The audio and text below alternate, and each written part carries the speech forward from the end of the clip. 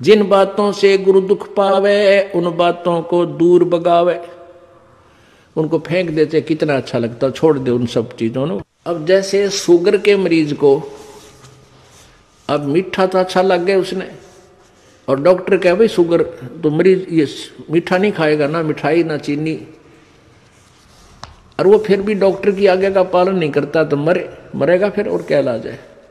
तो चीनी मीठी तो लग रही है, इसमें कोई शक नहीं, मीठी भी है, लेकिन उसके लिए विष है। तो ऐसे ही भक्ति मार्ग में गुरु जी की आज्ञा का पालन ना करना विष के तुल्य है, आपकी भक्ति को नष्ट कर देता है। गुरु के सम्मुख वचन ना कहे सो ससरैनी गैणी सुख ले। गुरु जी के सामने एंड बैंड नहीं बोला, क्योंकि गुरु जी के सामने जैसे भगवान के पास जाना होता है ऐसे ही दृष्टिकोण से आना चाहिए। अपनी फरियाद करे, जो भी आदेश हो सिरोधार्य करे और चल पड़े, चाहे मन कुछ भी सोचता रहे, क्योंकि परमात्मा अंतर्यामी है, आपके सब दुखों से परिचित है, और वो आपके जितनी श्रद्धा आपकी होगी उतना ही निवारण आपको साथ साथ रिजल्ट देते रहेंगे। तो आपने समर्पण और श्रद्धा बढ़ानी है, उसके बढ़ाने के लिए आपको यहाँ बुलाया जाता है, भक्ति कराई जाती है, दान पुण्य करवाया जाता है, सेवा करवाई जाती है, ताकि आपकी श्रद्धा जितनी बढ़ेगी उतना ही प्रभु आपके संकटों का निवारण समांतर करता रहेगा। अब जैसे आप यहाँ आए और आते ही आपको ठीक कर दिया, आप ना हो भूल गए भी यहाँ, क्योंकि हमने देखे झाड़े लवानी है, झाड़े लवाए लाया, हो गया, आराम हो गया, बस ये क्या वहां जाना नहीं भूल कर फिर। तो यहाँ आते भी आपको सुख दिया जा सकता है, लेकिन ये परमात्मा चाहते हैं कि ये बच्चा आते कुछ तो राहत अवश्य देगा, ताकि आपका विश्वास बने। और आप पर आज कलयुग में आगे हो इतने पाप है, गिनती नहीं। एक सुख थोड़ा बहुत मालिक अपनी तरफ से अवश्य देता आपको, फिर 100 संकट और हैं अभी तो आपके ऊपर बैलेंस, वो भी निवारण करवाने हैं। तो फिर आपको बुलाया जाता है कि आप महीने में एक बार अवश्य आइए। आपको बुलाने का क्या तात्पर्य है कि यहाँ आने से आपको बहुत पुण्य मिलता है, आपको बहुत भक्ति लाभ होता है। आप बच्चे हो, आपको मालूम नहीं, ये दास डॉक्टर है, जो भी आपको कैसे कैसे आपके अंदर शक्ति प्रवेश करवानी है, प्रभु की पुण्य कैसे प्रवेश करवाने हैं, फिर ये ज्ञान आपके हृदय में पहुंचाना है। और जिस दिन आपकी श्रद्धा पूरी हो जाएगी, आप सपने में भी दुखी नहीं होगे, ये सत्कर मान लेना। क्योंकि पाप जब बढ़ जाते हैं, दिन में भी दुखी, सोए फिर भी दुखी, क्यों सपने भी बुंडे बुंडे आवे। और जब आप भक्ति करोगे, ढंग से लग जाओगे, आप वैसे भी सुखी, और स्वप्न में भी परमात्मा की भक्ति है, आरती करते होगे, कभी मंत्र कर रहे होगे, कभी मेरे गुरुदेव भगवान ये गा रहे होगे, स्वप्न में भी सुखी, यानी भक्ति स्वप्न में भी हो रही होगी। गुरु से शेष करे चतुराई, सेवाहीन नरक में जाई। ओहो, जो गुरु जी के सामने चतुरता करता है, छल कपट करता है, उसकी जो सेवा है यानी वो पूजा समाप्त हो जाती है, धन भक्ति का, और कहते हैं वो नरक में जाई, नरक में डाल दिया जाता है। शेष होए सर्वस नहीं वारे, हिये कपट मुख प्रीत उचारे। शेष होके और समर्पण नहीं किया तो क्या का काय का भगत वो, और हिये कपट मुख प्रीत उचारे। अंदर तो दोष है, ऊपर तो मीठा बोला है, ये भगवान को पसंद नहीं। सो जीव कैसे लोग सिधाई, बिन गुरु मिले मोहे ना पाई। गुरु से कपट करे चतुराई, सोहन सा भव भर में आई। गुरु से कपट शेष जो राखे, यमराज जाके मुगदर चाखे। गुरु जो जन गुरु की निंदा करही, शुक्र समान गर्भ में पढ़ही। गुरु की निंदा सुने जो काना, ताको निश्चय नरक निदाना। अपने मुख निंदा जो करही, परिवार सहित नरक में पढ़ही। अपने आप क्या बताते हैं परमात्मा के, अपने गुरुजी की निंदा यदि कोई कर रहा है तो भी आपने सुननी नहीं चाहिए।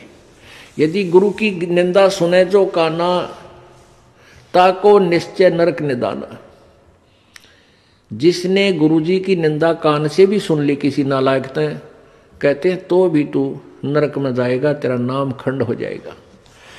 अब यहां समस्या एक आती है कि जैसे कोई व्यक्ति है निकम्मा, वो बुराई कर रहा है गुरुजी की। आप बैठे हो, ट्रेन में बैठे हो, बस में बैठे हो, या कहीं ऐसे स्थल पर बैठे हो, और वो चलो ऐसे वैसे स्थान पर हो तो उठ कर चला जा, आदमी इतना तो कर ही सकता है। लेकिन बस में बैठे हैं, ट्रेन में बैठे हैं, काफ़ी लंबा सफ़र है, और वो कोई निंदा कर रहा है और आप सुन रहे हो, तो आपके मन में शंका होगी कि मेरा तो नाम खंड हो जाएगा। नहीं होगा।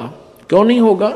क्योंकि सुनने का अर्थ ये है जैसे कोई आपके गुरुजी की बुराई कर रहा है, आप सुन रहे हो, लेकिन आपके हृदय में वो नहीं समा रही है कि वो सच ठीक कह रहा है।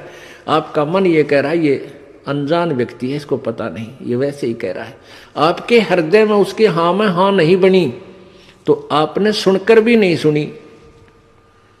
ये इनमें बहुत अंतर होता है एक एक बात में।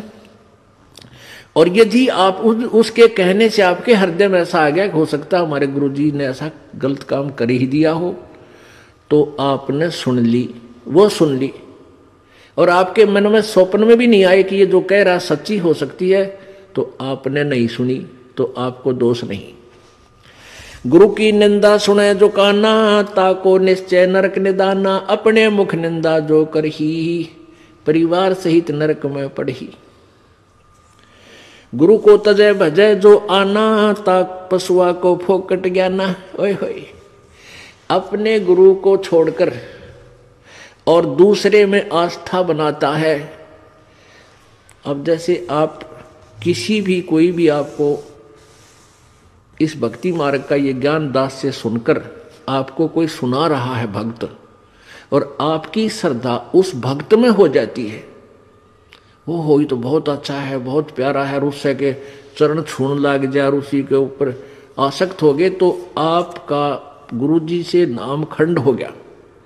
इस दृष्टिकोण से परमात्मा कहते हैं गुरु को तजय भजय जो आना, ता पशुआ को फोकट ज्ञाना। उस पशु ने को कोई ज्ञान नहीं है, वो भक्त नहीं है। जो अपने गुरु को छोड़कर दूसरे में ठीक श्रद्धा बनाता है, उसमें आसक्त होता है, उसी को पूजा शुरू कर देता है। अब पुण्यात्माओं, एक एक पॉइंट पे बहुत गहराई सोचना है। अब कोई भक्त ज्ञान सुना रहा है, बहुत अच्छी बात है, उसके द्वारा सुने ज्ञान पर अमल करे और उससे कहे भाई मुझे भी गुरुदेव के पास ले चलो, मेरा कल्याण करा दो। और आपने नाम ले रखा है और फिर कोई चर्चा चलती है, ऐसी कोई बात नहीं, फिर भी सुनो। और कोई पुराना भक्त है वो अच्छी अच्छी बातें बताएगा तो बहुत अच्छी बात है, गदगद हो जाओ कि मेरे गुरुजी ने कितना अच्छा ज्ञान दिया हुआ इस बच्चे को, भाई को, बहन को, और ये सब गुरुजी का ही दिया हुआ ज्ञान है, इसका नहीं है। तो उसमें आपको एज ए भाई यानी गुरु भाई गुरु बहन तो आपकी श्रद्धा हो सकती है, लेकिन अन्य दृष्टिकोण से, क्योंकि हम फिर उस पर इतना आसक्त हो जाते हैं, उसको फिर प्रणाम करने लग जाते हैं, बड़ा अच्छा भगत है, तो ऐसे ये बीमारी हमारे भगत समाज में पड़ी रही और इसका लाभ ये काल उठा गया। जैसे कमाल था, कमाल वो मुर्दा जिंदा किया था प्रभु ने। एक दरिया में बहता हुआ मुर्दा शव जा रहा था 12-13 वर्ष के बालक का, और एक शेख तकी था सिकंदर लोधी, दिल्ली के बादशाह का धार्मिक पीर। वो कबीर जी से ईर्षा करता था और कबीर परमेश्वर जी की कृपा से सिकंदर लोधी दिल्ली के सम्राट का असाध्य रोग दूर हो गया था, जो शेख तकी से भी नहीं हुआ था, किसी से भी नहीं हुआ था, जिस कारण से सिकंदर लोधी की आस्था कबीर जी में घनी हो गई थी। और वो जो पहले वाला जो वो परमानेंट उसका गुरु था धार्मिक मजहब की तरफ से, वो शेख तकी था। तो उस शेख तकी ने जब देखा कि कबीर जी में, मेरे सम्राट की, मेरे शिष्य की कबीर जी में ज़्यादा श्रद्धा होगी है, तो ईर्षा करने लग गया कबीर जी से। उसको नीचा दिखाने की चेष्टा में उसने कहा कि राजा या तो तू बाज आ जा, और नहीं तो मैं, तो एक काफिर को गुरु बना लिया तूने, एक हिंदू को गुरु बना लिया, मैं तेरी पूरे मुसलमान समाज में तेरे बारे में बताऊंगा और सबको तेरे विरोधी कर दूंगा। अब राजा चिंतित हो गया कहीं तेरे राज को खतरा ना हो जाए। तो परमात्मा के सामने उसने अपनी प्रार्थना रखी। कबीर जी ने कहा भी ठीक है। तो शेख तकी ने क्या शर्त रख दी कि मैं जब इसको मानूंगा ये भगवान है, अल्लाह का नबी है, कोई मुर्दे को जीवित कर दे। तो परमात्मा ने जो अपने भगत की टेंशन दूर करनी थी सिकंदर लोधी की, तुरंत कर दी। जिस दरिया के किनारे वो खड़े थे वहीं पर एक मुर्दा बच्चे का शव बहता हुआ आ गया।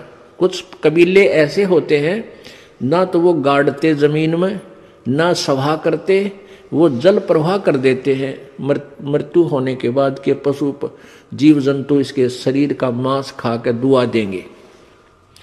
ऐसे सुसज्जित एक बना करके प्लेटफार्म सा, फ्लोट सा, एक घास फूस का जो तैरता रहे ऐसा बना देते हैं, बेड़ा सा, उसके ऊपर शव को लुटाकर और चलता कर देते। तो उसी समय वो लड़के का शव आ गया। परमेश्वर कबीर जी ने अपनी शक्ति से उसको जीवित कर दिया था। तो सभी ने कहा कमाल कर दिया, कमाल कर दिया। उसका नाम कमाल रख दिया और उस बच्चे को अपने साथ अपने बालक रूप में, शिष्य रूप में रख लिया। अब वो युवा बालक हो गया। कुछ दिनों के बाद 10-15 साल में 20-25 वर्ष की आयु का हो गया।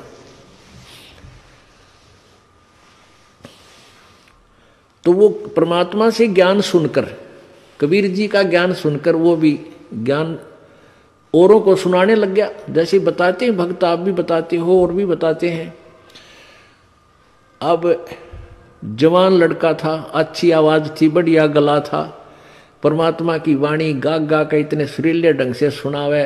तो जो परमात्मा कबीर जी के शिष्य थे वो 64 लाख, उनमें से बहुत सारे कमाल जी के ऊपर आसक्त हो गए। ओहो कमाल तो भाई कमाल है, तेरा नाम भी कमाल, तेरा काम भी कमाल, और भाई तो गुरु जी से भी बढ़कर हो गया। ओहो आप तो गुरु जी से भी अच्छी जो है ना ज्ञान सुनाते हो। अब इस बात से वो कमाल फूल गया, वो यानी उसमें अभिमान छा गया। और कबीर जी परमात्मा उसको बार बार धिक्कारते थे, उसको धमकाते थे कि निकम्मे तू अपना कर्म बना ले और प्रभु मत बनाए। लेकिन ये प्रभुता की भूख इतनी बुरी होती है, जीव नरक जाना स्वीकार कर लेगा, प्रभुता छूटे नहीं। कहते हैं राज तजना सहज है, सहज त्रिया का नेह, और मान बढ़ाई ईर्षा दुर्लभ तजनाई। और जब तक ये नहीं तजे जाएंगे इतना भगवान नहीं मिले। तो हम निकले भगवान के लिए, हमें पता है मनुष्य जीवन मिला भगवान प्राप्ति के लिए, और फिर उसमें कोई वस्तु बाधा उसने फेंक दे तुरंत तोड़ के, उसको एक तरफ फेंके तो भगवान मिले। लेकिन उस कमाल ने परमात्मा के आदेश का पालन किया नहीं, तो प्रभु ने उसको धमका दिया। वो वहां से निकलकर परमात्मा से रुष्ट होकर, अक्षुब्ध होकर, खिन्न होकर के वहां से निकल गया और जाके कहीं दूर देश स्थान पर रहने लगा, जहां के वो नालायक भक्त गुरुजी के शिष्य उसको चाहते थे, वहीं चला गया, वहां रहने लग गया। अब वहां रहा, उसने एक छोटा सा आश्रम बना लिया। अब पुण्यात्मा समर्थ जो कार्य करता है कोई जीव नहीं कर सकता। जैसा कल उदाहरण दिया था कि जैसे वायु बहुत लंबी चौड़ी है, बहुत ज्यादा था है, और उसमें से एक टायर में पंप से हवा भर भी ली, वो टायर ट्यूब में टायर में डालकर ट्रक में डाल दिया, ठीक है वो काफी सहयोगी होगी वह हवा उसको, लेकिन वो तो सीमित है। ऐसे ही किसी भक्त ने, उस कमाल ने परमात्मा की कुछ दिन सेवा करके, दोनों नाम दिया, उसकी भक्ति करके कुछ शक्ति अवश्य होगी थी, लेकिन वो जीव ही था। और वो अनजान भक्त जो परमात्मा के शिष्य थे कबीर जी के, उस पर आसक्त हो गए। तो यहाँ बताते हैं गुरु को तजय भजय जो आना ता पशुआ को फोकट गया ना। जब कबीर खुद मालिक बैठे और उस वो कमाल के टिंडे देगा उन्हें, कमाल की बात। यहीं से हम गिरते, सतर गिरता गिरता यहाँ आ लिए। हम सतलोक में इसी तरह गिरे थे। हम अपने भगवान को छोड़कर परमेश्वर कबीर जी सत्य पुरुष को, और ये ज्योति निरंजन काल वहां तपस्या कर रहा था, एक टांग पर खड़ा होकर। हमने अपने भगवान से हृदय हटा के इसमें लगा लिया और इसका फल यो मिला। आज गधे कुत्ते सूअर 84 लाख योनियों में कितना कष्ट उठा रहे हम, और फिर वही फिर दोहरा रहे हैं क्योंकि ज्ञान नहीं हमने। तो उसने क्या किया, कमाल ने वहां रहने लगा। अब जो भक्त परमात्मा के पास आते थे उनको सुख होया करता खूब। अब वो चेले बन गए कमाल के। अब 5-4 वर्ष तो उनके काम ठीक चले, क्योंकि जो हैंडपंप से पानी उन्होंने ले लिया था वो जब तक चला उनकी पुण्य कमाई तब तक तो वो दुखी हुए नहीं। फिर कोई काम उनका होने लगा नहीं, तो धीरे धीरे वो कमाल से भी हट गए। अब कमाल ने 5-4 और चेले रख रखे अपने आश्रम में रख रहे। तो वो कहने लगे, गुरुजी यहाँ भगत तो आने ही बंद हो गए। तो उन्होंने कहा भाई यूँ करे कि गुरुजी का जन्मदिन मनावांगे कल, जेठ की पूर्णमासी आ गई, सब न कह दे भाई कल जेठ उतरते की पूर्णमासी है और गुरुजी का प्रगट दिवस मनाएंगे और खीर ख्यार बनावांगे, भंडारा करेंगे। सभी गांव वालों दूध लाइयो, दूध पहुंचाना। अब पहले कोई समागम करता था तो गांव वाले खुश होकर दूध ले जाते थे और ठोक देते थे ड्राम के ड्राम। अब किसी का लाभ होया नहीं, सारे बयान बैठी होगी, दूध रहा ना ढंगता, तो सब कपटी हो गए। अब सब ने सोचा भी बखत से दूध डालावांगे और ना डाल कावांगे तो यू नाराज हो जाएगा, कदे शराब स्वरूप ना दे दे। कमाल है। और प्रत्येक के मन में, क्योंकि परमात्मा कबीर जी खेल खेलते हैं। अब वो जो भगत थे गांव वाले, जो 50, 60, 100 जितने भी थे, उन्होंने सबके मन में के दुर्भावना आ गई कि बखत तो उठ कर सबसे पहले मुंह अंधेरे जाऊंगा और दूध की जगह पानी का लोटा डालूंगा। किसने बेरा पट्टा है। अब सुबह सुबह लाग गई लाइन, अकमारा जी सत साहेब, कहाँ भाई सत साहेब, आज दूध लाए हैं, डाल दो भाई वहाँ ड्राम में जो पहले कराया करते।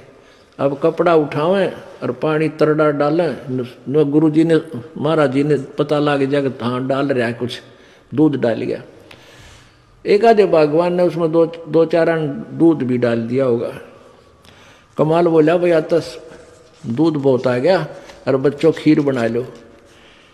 अब वो लागे खीर बनाने, वो ड्राम पानी का भरा, थोड़ा बहुत दूध उसमें कितना गिर गया को भगवान। तो कहने लगे गुरुजी तो सारा पानी का फुल भरा है। कमाल बोला झूठ बोलो, देखा जाएगा सारा पानी का भरा, किसकी खीर बनी थी। इतना शर्मिंदा हो गया, रात्रि में उस आश्रम ने छोड़ दिया, पता नहीं कित मरिया जाके छोड़ चल गया। तो इस प्रकार परमात्मा कहते हैं अब आप भी मरिया और उन शिष्यों उन पुण्यात्माओं को ले डूबा, नकमी आत्मा जो परमात्मा से जुड़ी थी। गुरु को तजय भजय जो आना, तापसुआ को फोकट ज्ञाना। गुरु से बैर करे शिष जोई, भजन नाश और बहुत बिगोई। पीढ़ी सहित नरक में परही, गुरु आज्ञा शिष लोप जो करही। चेला अथवा उपासक होई, गुरु सुमुख ले झूठ संजोई। निश्चय नरक पड़े से सोई, वेद पुराण भाकत सब कोई। सम्मुख गुरु की आज्ञा धारे, और पीछे ते सकल निवारे। एक सामने आकर के तो हाँ जी हाँ जी हाँ जी, और पीछे ते छोड़ देने ये जरा फिर देखेंगे। तो कहते हैं सम्मुख गुरु की आज्ञा धारे और पीछे ते सकल निवारे, यार सब ने रिजेक्ट कर बैठे। ऐसे नकली शिष्यों का उद्धार नहीं होता। सोच से घोर नरक में पड़ही, रुद्राद पीवे नहीं तरही। मुख पर वचन करे परवाना, घर पर जाए करे विज्ञाना। मुख पर तो सारी बात माने और घर पर जाके चौधरी पाक अपने हिसाब से सेटिंग करो ना, नो ऐसे ठीक नहीं गुरु, ये ऐसे होना चाहिए। तो परमात्मा कहते हैं आप जीव हैं और जीव संज्ञा में ही रहना चाहिए। आपने परमात्मा की आज्ञा में कोई भी दोष नहीं निकालना चाहिए, फाइनल हो। अब गुरु जी की आज्ञा देगा आपको। हम क्या आज्ञा देते हैं भाई, बीड़ी मत पीना, शराब मत पीना, तम्बाकू मत पीना, बुराई ना करना, चोरी मत करियो, रिश्वत मत लेना, भगवान पर विश्वास रखना, भक्ति करना, आनुपाशा मत करना। और ये सारी ही ना करने की है। और ये आज्ञा पालन करने की है। और ये भी नहीं करोगे फिर भगत कैसे, व्यर्थ। मुख पर वचन करे परमाना, घर पर जाए करे विज्ञाना। जहां जावे ता निंदा करही, सोच घोर नरक में पड़ही। ऐसे शेष को ठाहर नाही, गुरु विमुक्त लोचत मन माही। वेद पुराण कहे सब साखी, साखी शब्द सब है यूं बाकी। मानुष जन्म पाए कर खोवे है, सतगुरु विमुखा युग युग रोए। अब सतगुरु से विमुख होने वाला कहते हैं युग युग